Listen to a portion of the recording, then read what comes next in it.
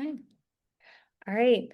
Welcome, everyone. Welcome back to the Educator Wellness Revolution podcast with Empower Ed. We are very, very excited to have two amazing advocates and organizers from the Reframing Health and Justice team. We have Queen and Jessica here. Nice to have you. Thank you all for being here. All right. Thanks for having us. Yeah, Thank you for having us. thank you for being here again. And this team brings a really valuable perspective on some of the federal situations that DC is obviously at the crossroads of. And so we're excited to be thinking about how DC and school organizing really fits into the context of this broader landscape. I'm very glad to have you both. So I guess we can just start off, and I will start off with Queen, but if you could just tell us, a little bit about both of you, about yourselves, your work, your connection to DC, and in Queen's case, what do you love about living in DC? Cool. I'm so excited to be in conversation with you all. My name is Queen Adesuyi. I'm a partner at Reframe Health and Justice. I'm a longtime policy strategist and advocate and organizer.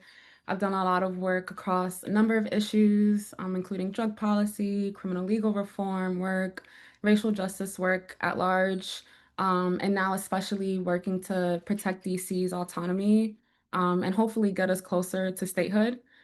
Um, my connection to DC is I'm originally from New York. I'm from the Bronx, and DC became home when I came here for college, actually. So I got a full ride to attend Georgetown University, and I've been here ever since. So it's been almost, I think, 13, 14 years since I've been in DC. And I am one of those obnoxious New Yorkers, so it means a lot to me to say that I have a second home outside of New York. And only a place as special as DC could get me to ever get to that place. So DC is very much home for me now. I plan on starting my family here and have built so much community here that I love and throwing down to help protect. And yeah, one of the things that I love about living in DC is our rich culture, and the rich history that DC has. There's so much of it here. And I also think it's just been really inspiring over the years to be in community with folks because people here have so much fight in their spirit on behalf of DC. And that's not something I take for granted. The ways that people really honor our values, our shared values, and it's part of why we're under attack. Our values are part of why we're under attack. So it's part of why I love DC as well. But Jessica, you want to introduce yourself? Sure. Thank you again, Carolyn, for having me. I am, my roots are in Colombia, the country, and I'm an immigrant. I've been here in the US for, I don't know, probably 30 years.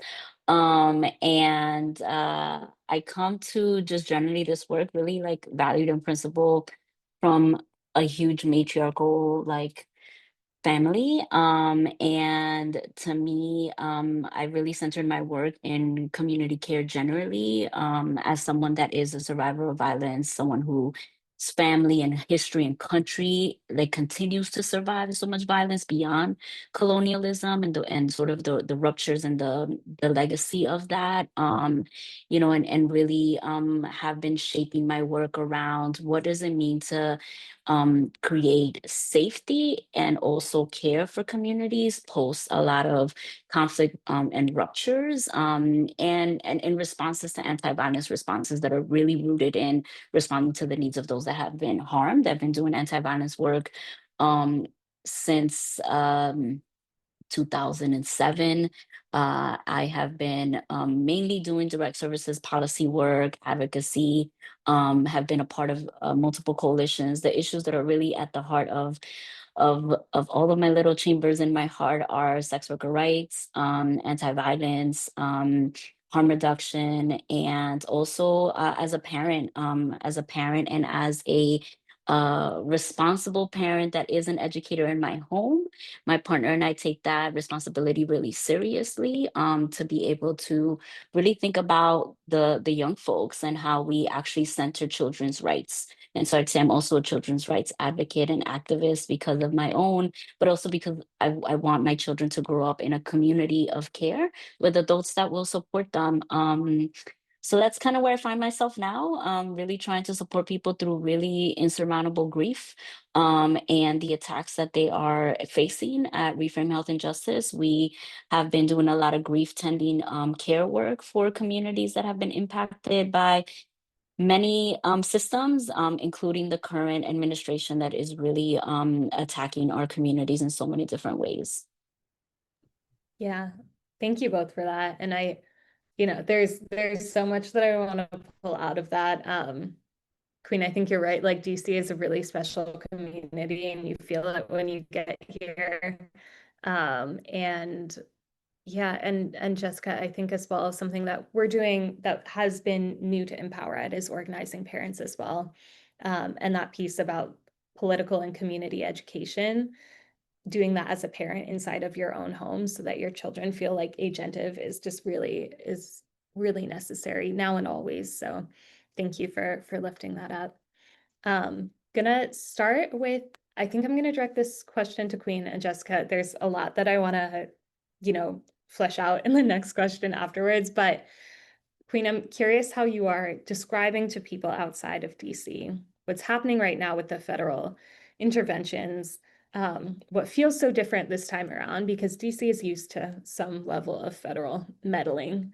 And what do you think is most important for people to understand as they make sense of this moment?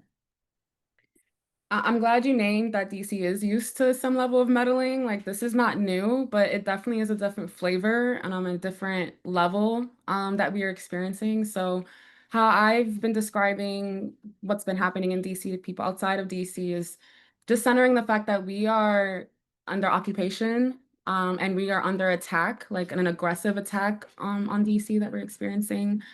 Um, Beyond the fact that we're the nation's capital, which is part of why we're being attacked, but the values and the people that are representative of DC are also why we're under attack. And I describe DC as a testing ground because frankly, it's already been validated. Like what happens in DC is meant to be exported to other places throughout the country, and it's already happening. The reason why DC is a testing ground is because we're not a state. So they have way easier time experimenting their agenda because we don't have the same kind of rights and protections that states would have. But what's been happening here was never intended to just be about DC. And that's always been clear. I mean, this president has been clear to bring up Memphis and Baltimore and Chicago and New York, and California's been under attack, and now Portland's in the mix. And there's just more to come. And there's been a lot of similarities to some extent across the different places that are under attack. And it's really highlighting the extent of political violence that we are experiencing under this administration by way of DC being that testing ground. So I've tried to be clear to people that in thinking about DC and what it looks like to be in solidarity with the people who live here, the 700,000 people who live here, the 44% of them who are Black. This is a very queer city or queer district, I should say, to be clear that we want to be a state. We're not just a city. It's a district that is open and wanting to support people who are immigrants, people who are migrants. We are a sanctuary city. We're a place that respects reproductive justice and freedom. We are a conservative nightmare, essentially. And it's part of why we have yet to receive statehood. I always say that if we were different, if we were much more conservative, if we were much more white, we probably would have become state already. We would have been a state in this administration, actually. So if not any time sooner, but it's because of our values, it's because of the people who are here. It's because of the love that kind of makes up the values and the people who are here that we are under attack, on top of the political expediency that they have with attacking us. So like I mentioned, when I talk to people about national solidarity with DC, it's beyond charity or kind of a loose solidarity with DC. But at this point, it's abundantly clear that protecting DC is in service of protecting democracy at large. So the fight for DC is not just about DC, it's about everyone across the country. Yeah, I mean, so much to unpack there. I think just that concept that DC is being targeted because our values are brave is a really beautiful reframing, because in the day-to-day it feels so difficult, and I know it feels very difficult for teachers to go into classrooms and for parents to send their kids to school in this environment, and knowing that we are in this environment because we are brave and because we are welcoming all of those students. We are welcoming all of our teachers. We are building a system that is justice oriented, and it is a slower process than we would like. But I think this is in some sense an indication that we're on the right path. Yeah, for sure. I Yeah. mean, yeah, DC is very open to alternatives to policing and like wanting to be creative about how we address community safety and let it be clear that people in DC do care about safety and we are invested in making our communities safer for our children, for everyone involved, everyone who lives in DC. But this administration is definitely saying otherwise, so or at least weaponizing that conversation for their own agenda. Yeah. Yeah, there's just, I mean, we do value safety in this city. That's something that every school and parent you talk to will tell you, every teacher will tell you. And has become very clear. We have a very different concept of what that safety looks like. So Jessica, would love to ask you, just knowing that you have so much expertise in this area and so much support for people and organizations that are in the middle of that fight to practice community care. What are you noticing about the needs of advocates and organizers right now? And has anything changed about the way that you're supporting folks? Yeah, very similar. Things things haven't I think what has shifted from my observations is the compounding, sort of the relentless attacks, right? And the way in which that is being experienced by folks individually and collectively. And that's been a driver of more isolation for folks, right? And so the larger the fear, the larger the anxiety, the larger the isolation, the less we are connected, the less we then have capacity to think about how we organize ourselves, even for community care, right? Even to think about, like, is my neighbor okay if we're both just sort of isolating ourselves? And so what we've noticed, and what I've been noticing, is a high isolation, high thoughts of real scarcity that's happening, right? Like scarcity, the ability to just be well, right? And so thinking about, like, just the consumption of what it, and the amount of the rhetoric that's coming in is also impacting folks, right? I'm a mind body somatic coach, and one of the things that we also notice in this work is the ways in which our bodies are continuing to feel disconnected, right? And so, like, we're either in our head, we can't be in our body. If we're in our body, then we'll kind of maybe dissociate a little bit, also as a protective strategy, right? And so people are leaning into the protective strategies more, and in many ways, that's creating much more disconnection just from people. And on the and at the same time, we're seeing people wanting more connection and actually organizing towards more connection too, right? And so just one individual being able to be more attuned to what sort of other folks are facing, right? In different subsets of communities, right? School communities, parent communities, neighborhood associations, just overall thinking and expanding what this idea of community is has also been really interesting to see shifting and shaping in many ways, that folks are actually trying to bridge different identities to also respond, right? I live in Jersey City in New Jersey, and I do a lot of organizing in New York.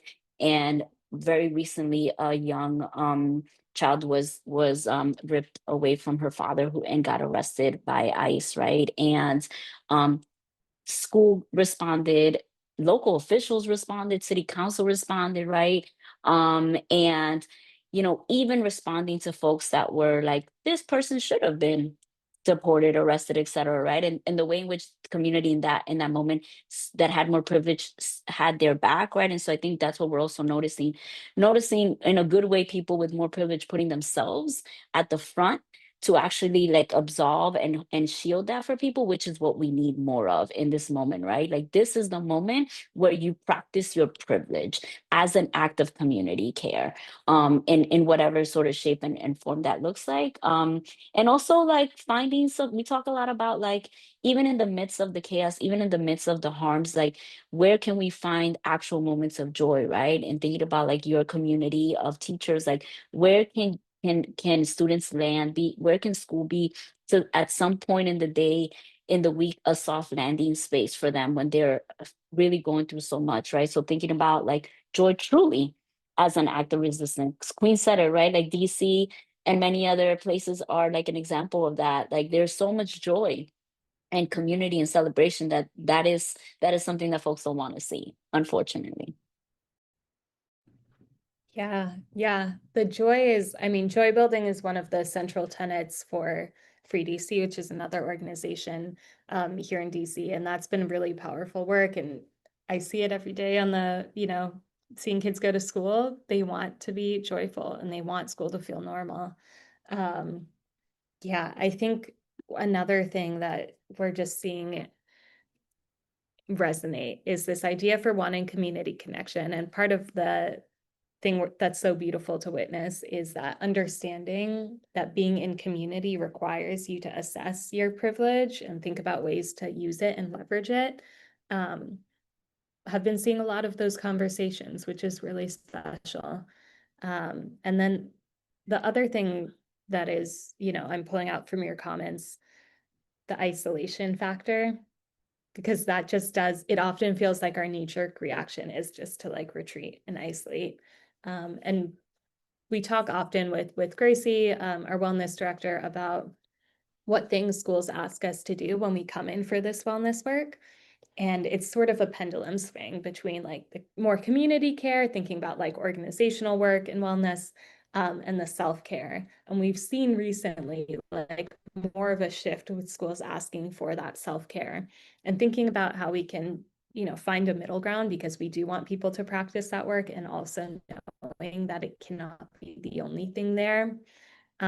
So this question is for either one of you, but schools and educators, of course, are very much on the front lines right now. And it has been a lot to carry for educators who are also trying to meet their students' basic needs, meet their learning needs, regulate themselves, regulate students through, going back to school under occupation.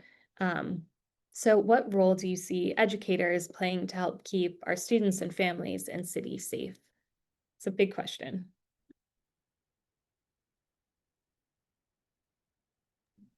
I can start us off. I mean, I just want to start, of course, with gratitude to the ways that educators, particularly in DC, have been holding that front line and being on the front line with our youth through all of this. It's a lot to ask. And I believe teachers do need as much support as possible to be able to manage their own needs, in addition to supporting them in how they're managing the needs of the young folks that they're working with day in and day out. Um, we have seen and are anticipating the ways that this administration will come down harder even on our educators and on our education in general, because they are committed to um, a lack of bravery in education. They're committed to whitewashing education. They're committed to weaponizing our system of education for their own agenda. And it's going to be on our educators to hold that line, to protect the ability to teach history, to recognize a young person's gender, to support students who may have mixed status or maybe undocumented or maybe the child of undocumented parents. There's a lot on the line for educators. So it's particularly important now that they are resourced as much as possible, being frontline workers in the conversation of safety. This administration definitely has been weaponizing the conversation around safety for their agenda. As nuanced as that conversation is, they have taken away all the nuances and have really doubled down on trying to bring us to a place of leading with punitive short-term solutions that don't actually make our community safer. And I see educators as folks who are, again, at the front line, specifically around young people, because young people are actually specifically under attack. Like, in addition to all the different categories of people that this administration is looking to wield power against, but the ways that they are bringing us back to the quote, quote, super predator era where they want to lead with burying our young people under the jail, under the prison, in service of some kind of faux safety. It's going to be really important that educators are able to speak to the fact that these students, their students, are children. Um, when I see pictures of DC youth on the White House's pages, you know, criminalizing them in ways that are unfathomable for being kids, kids who may or may not need additional supports, like any other children, you know, throughout the country. I think it's imperative for our teachers to stand, of course, with students and really honor the ways that we can approach safety that speaks to children being children and needing dedicated support to have them grow into, you know, adults that are accountable to themselves, to their communities, to values that we all share. That is a hard lift and a hard ask. So I see teachers being alongside parents, of course, and the community members of young people in general, but I see teachers really being able to speak to um, the fact that we're talking about children.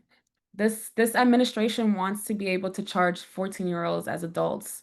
Um, and DC's youth that are justice impacted already deal with having to be sent across the country to different prisons. Like, we don't have our own prison in DC. So unlike other places where, you know, young people may be criminalized, um, they are even more isolated from their families and their communities when they're sent away. And unfortunately, because this administration is so focused on criminalization and disappearing people, including our youth, we're going to see more of that if we don't continue to push back. Yeah, everything just Queen just said, just 100 on that. I love this idea of you know, as you were talking, Queen, I thought, I was thinking in my head, like, letting kids be kids, like just letting kids be kids and stop racing to sort of you know, in this space, right, as like a like restorative practice practitioner, thinking about like, often, like, if youth are having an experience that feels punitive already in the outside world, right, like, where does that soft landing place um exists in within the school system, within like the school body? Oftentimes schools are not, right, have not historically necessarily, especially for the most marginalized young folks, like as Queen was mentioning, like, not sites of like actual learning, not sites of actual like you know, socializing. They've been sites of conformity, right, sites of like, this is how we teach you how to be, so you can be this, you know, worker when you grow up and do all the things, go to college, get the job, all the things, right? Like, and, you know, I'm a parent of a teenager who's 14. And we had a conversation about what's happening in DC. And not shying away from those conversations, right? And like actively having those conversations with teachers, with parents. Um, and I'd say, like, if there is one thing to protect, is the critical thinking skill, like actually like being able, like, in what ways in curricular and activities do we practice some of those things outside of just what you have to teach, right? Like, because there's so much misinformation that is also happening, and our youth are also so susceptible to, you know, those messaging and those internalized stereotypes, those internalized racial harms, right? Like, that rhetoric is harmful to our youth, is harmful to the parents of our youth, is harmful to the communities that our youth are in, right? And so like part of that is also giving a space, right, for them to also think, what does critical thinking look like? How do we think together as young people, right, without adults necessarily guiding those conversations? What an activity or practice be like where that is something that actually happens? How do you know, is there I'm thinking concretely, right? There's a great tool in the transformative justice space that we use, pod mapping, right? Where we map the pods and who are safe people in our communities. You can do that. Educators can do that with from pre-K all the way to, you know, seniors in high school and beyond, right? Like we could be pod mapping, we could be safety planning, we could be care planning, we could be joy planning as well, right? We can be collaborating with parents in a more meaningful way to think about like mutual aid and resource sharing. You know, that we know that that's a huge burden also for teachers. We could also be holding actual accountability practice. Like what does a collaborative relationship look like where if an educator is not able to have any push on a particular policy, and what at what point do parents step in and take that fight any further step, or what at what point does another person, you know, support that? Who is in your you know, pods to actually advocate for the things that you need to actually make those things? Where do we organize with teachers where it's not parents versus teachers, students versus teachers, which often happens, you know, as well. And I'd say there is a big, I'm feeling really concerned about the widening net, as Queen was talking about, for the school to prison pipeline in these narratives as well, right? And so it's time to also think as educators, administrators, around the ways that permanent accountability structures are can be shaped non-carcerary, right? We know that that's been happening across a lot of different places, and then we also know that those things um have really been taken, like restorative justice practices are both welcome and not welcome, right? Like we're either being too soft or too hard on our kids, and there's really no place for actual true practice of repairing any harm, actually getting into accountability practice, both for teachers and for students, right? Like where do we teach skills for self-advocacy, for self-leadership, for students as well, right? Like beyond just like these structures of potentially of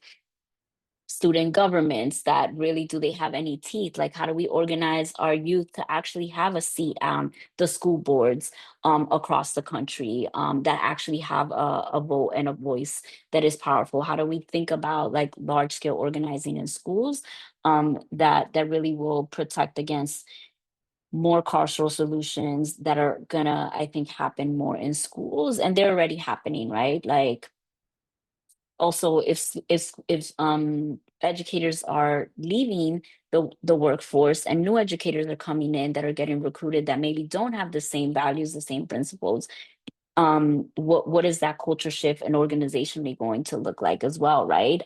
Because that will change dynamics, and I think that that really will um, create much more expansion of these practices that I worry for both educators and students.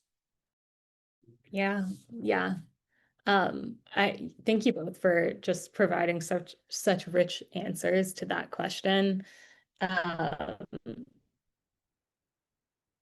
yes, DC is in a prolonged teacher retention crisis that we are sometimes willing to talk about and sometimes aren't willing to talk about. But just to be frank, we are obviously very clearly seeing a lot of attacks against our youth, our young people from the federal level. And at the local level, our responses have often looked like limiting freedom and limiting joy, and just like places of community for youth. And we at Empower Ed are very lucky to be in coalition with a lot of just phenomenal youth organizations, um, with Black Swan Academy, with Critical Exposure, Trigger Project Crown. They are doing such incredible work that is empowering students and is empowering young people. Um, And it's hard to see some of those local and federal interactions at play. And I think it's been hard for teachers to navigate because teachers often do. I mean, they are at the front lines. They are seeing heightened behaviors since the pandemic. Students are bringing more trauma to school than before, and they want accountability, and figuring out how to do that in a way that is in support of the student rather than in support of the system.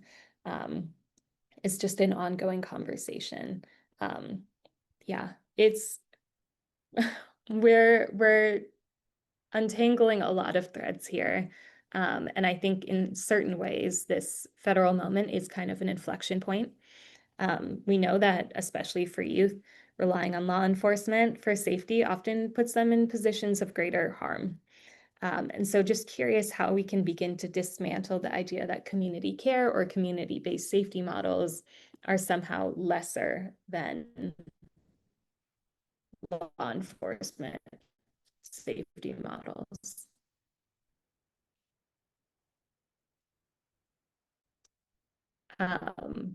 Yeah, I'm some of those ideas, but curious what it's looked like in your work. I think, unfortunately, alternatives to policing and alternative community safety models and treating public safety really like a public health issue and like getting to the root causes of safety concerns, the alternatives just have not been as robustly invested in as policing. Like we have never seen as an aggressive investment and commitment to alternatives to the degree that we have seen in the policing and carceral system. So I think something to keep in mind for folks who feel queasy about, different community safety models is just remembering that we have never been able to fully actualize the spirit and heart of many of these alternative systems because they're not invested in.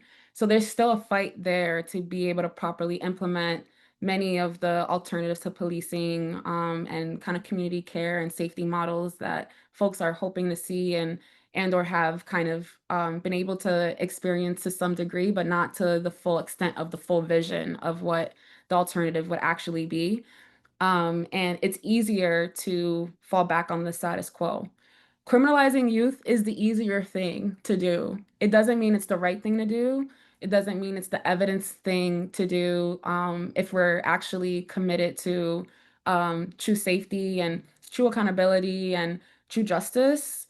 The harms of criminalization, the harms of incarcerating a young person especially can't be overstated. So I think really sitting with what we're doing to young people when we put them in a cage um, for behavior that most times are connected to untreated trauma or lack of basic needs or some other root cause that is being ignored in service of the carceral system. So for some folks that may sound very woo-woo. Some people really just want to get to how do we get kids to conform, get kids to behave in ways that are acceptable, quote, quote, acceptable. But, as a young person or previously a young person, not as young anymore, when I reflect on, my time as a young person, and the failures to really meet kids where they're at and recognize the fullness of who they are as human beings, who may be experiencing a number of things, including violence. We continue to fail kids and fail the future adults that they will become, and it's a cycle. It's a cycle. Most adults who engage in behaviors or violence that we don't approve of are were formerly youth or young people who were not invested in or heard or listened to or provided with the kind of resources that they need to navigate conflict resolution, to navigate grief, to navigate loss, to navigate change. And it's a fundamental thing that schools and educators are kind of at the center of in terms of being able to, unpack and shift how we're approaching young people.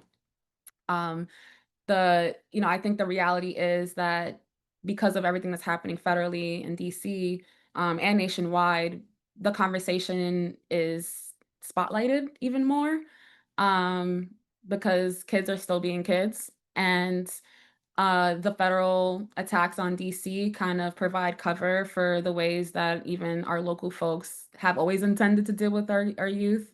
So we really need to stand committed to shifting how we approach safety, shifting how we approach even how we view and see our children.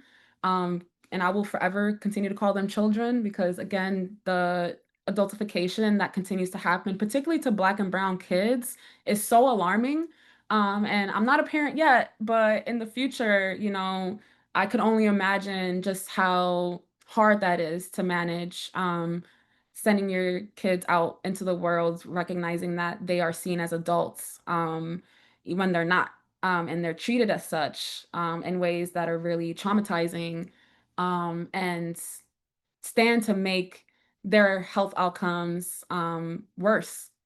So it really is about investing in the transformative aspect of all of it and also investing in the long-term system changes that are needed to really hold the kind of practices that we want to be able to do with our youth, from the perspective of teachers, as from the perspective of parents and community members who care about the kids in their neighborhoods, because you don't have to be a parent to care about kids. So I think it's a matter of getting clear about our commitment to that and continuing to fight for true investments in the systems and the resources that we need, to really meet kids where they are. Yeah, I so appreciate that, and especially the part about adultification being something that happens primarily to Black and Brown students, and honestly, primarily to Black girls. And I think just unpacking the difference between like adultification and responsibilities, right? Because you can be a child that holds responsibilities, but adultification is a process that just facilitates criminalization. Mhm. Like And very, trauma. yeah, and trauma. It just layers on top of itself. So um yeah, I think there are certainly different ways that locally we can come up with some alternatives and really some community-based alternatives, as we push for them really at the local government level and ideally at the federal level. Um, but yeah, it's a long conversation and I'm mindful of time, so I do want to just close out with both of you. Just people are feeling overwhelmed. That's intentional. But how are you both staying grounded while also staying engaged? And we can start with Jessica, maybe, because I know you are Mhm. on top. Yeah, thank you for that question. How am I staying grounded while also staying engaged? No, I'm staying grounded in that I'm not the only one that is working to both provide care, receive care. I'm staying grounded in like really being in a practice of reciprocity, and leaning in when I need support and also checking in when folks need support too. And that for me as a recovering like firefighter wants to support everybody, like really trying to find that seasons of balance, right? We can't always have balance. Right now we are not under what we should be experiencing, and this is really compounded experiences that we're having. And so I'm finding that, and so skilling myself up, like what am I really good at, and like really strengthening those skills so that I can be ready when I'm needed and when I'm called, and supporting and skilling other people up as well in what they're good at as well, because we all need to practice our skills so that we can meet all of these moments. And my kids really ground me, and like the world is the world, and I have to be responsible for these humans, to also both shield them, and also like practice like this like attuning them to what's happening in the world in a way that is respectful of where they're at and their dignity, and really supporting their care. Yeah, thank you. Yeah, I also really love this question. Appreciate it. I think what's been really grounding for me is really leaning into my own individual healing journey, just because honestly, what we're collectively experiencing is trauma and violence. And as a person who also is a survivor of violence, I've already been in practice of how to tend to myself when I'm triggered, when I'm experiencing, you know, concern related to things that are triggering my nervous system. So, like leaning into those practices, including somatic practices, breathing has been on my docket as much as I can, because it's very easy to get caught up in just all of the fires that are around us, and forgetting to breathe, forgetting to nourish myself. So, trying to tap into making sure I'm taking care of myself on a daily basis in order to be able to show up as best I can for community.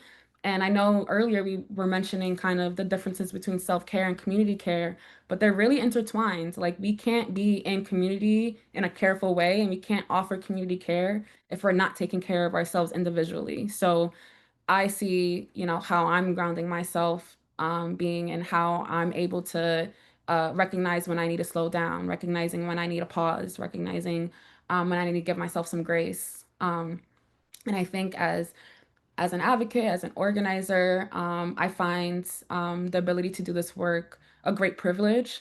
So I don't take it for granted. And I think recognizing that privilege requires me to be able to lean into some of that healing work that's necessary to be able to do this work with integrity. So I'm grounded in my values. I'm grounded in my own little rituals that I do for myself. And I'm grounded in being in community with folks in DC and nationwide as we collectively fight off this authoritarian regime that we've been experiencing for the last, 10 months. Feels like a lifetime already, just because of all of the harm that's been experienced, and is continuing to happen every day. Yeah. Thank you both so very much for this conversation. I feel I learned a lot from both of you, and I'm sure our listeners will too. Yeah, just really appreciative for all of the wisdom that you've brought here, and thank you for joining us on the podcast. Thank you. Thank you. Take care. Love.